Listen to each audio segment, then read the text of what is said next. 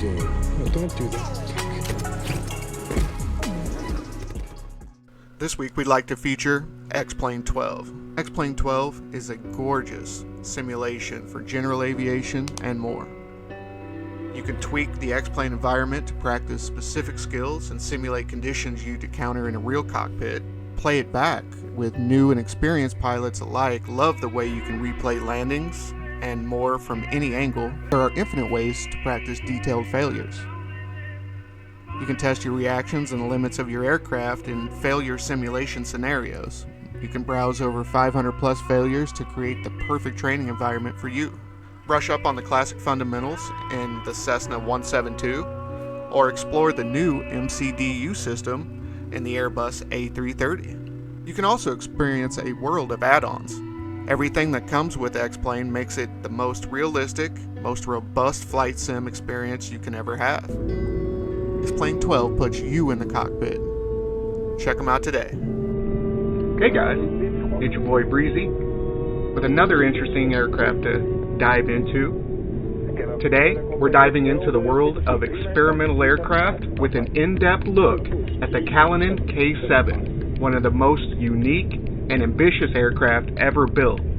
Now this aircraft came from the pre-jet age, but it's incredible and I can't wait to tell you guys about this one. So join us as we explore its design, its capability, and the fascinating story of this giant in the skies.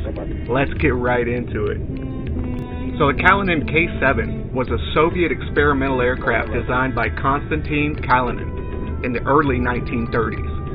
It was one of the largest aircraft ever built before the jet age, featuring an unusual configuration with twin booms and large underwing pods. The K-7 was designed to serve multiple roles, including heavy bomber, civilian transport, and troop carrier. Now the construction of the Kalinin K-7 began in 1931 in Kharkiv, Ukraine. The aircraft was built using welded chrome alloy steel, a significant achievement for the Soviet Union at the time. Now the original design called for 6 engines in the wing's leading edge. But due to weight issues, 2 additional engines were actually added to the trailing edges of the wing. Now even though information is sparse, we do have some sketches and a little bit of information left over. Unfortunately, you're talking about the era of Stalin and the Great Purge, so a lot of this information is lost to history.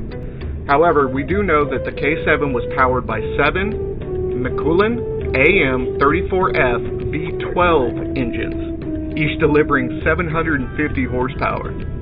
The aircraft had a top speed roughly of 225 kilometers an hour or 140 miles per hour, and its service ceiling was said to be of close to 4,000 meters or right around 13,000 feet. Now despite its size, the K-7 was relatively slow compared to its contemporary aircraft. The fact that it got off the ground was amazing in its own right. The K-7's unique design allowed it to perform a variety of missions.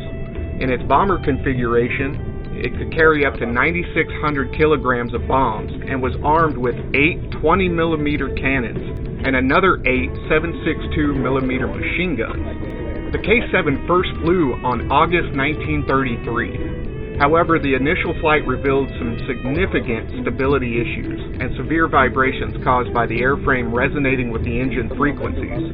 Despite attempts to resolve those issues, the aircraft completed only 7 test flights before a tragic crash on November 21, 1933. The crash resulted in 14 deaths of people on board and 1 person on the ground. It was carrying 20. Sabotage was expected, and political factors and competition from Andrei Tupolov's design office may have played a role in the aircraft's demise. However, with the resonance issues, the most popular opinion is basically the aircraft shook itself apart, losing its tail boom, and basically crashing straight down at full power. Although the Kalinin K-7 had a short operational history, its legacy lives on.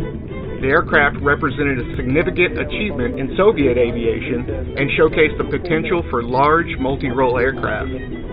Keep in mind, right around 1933 is when we got the Spruce Goose from the famous or infamous Howard Hughes.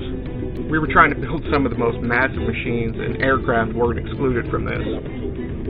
Its design and capabilities influence future aircraft development and set new standards for all experimental aviation. But the Kalinin K-7 remains a fascinating chapter in aviation history. I just had to let you guys hear about this. It's an incredible story, and it's almost a mythological status with having sparse information on it, but it actually flew, and it was enormous, guys, as you can see on the screen. But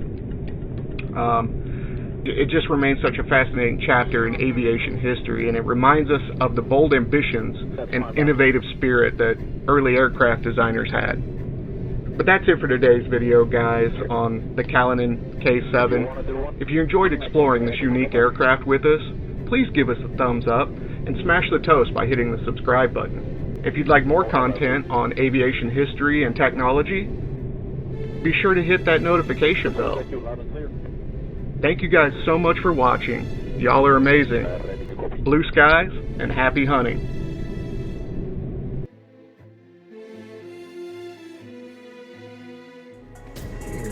What are you doing? No, don't do that.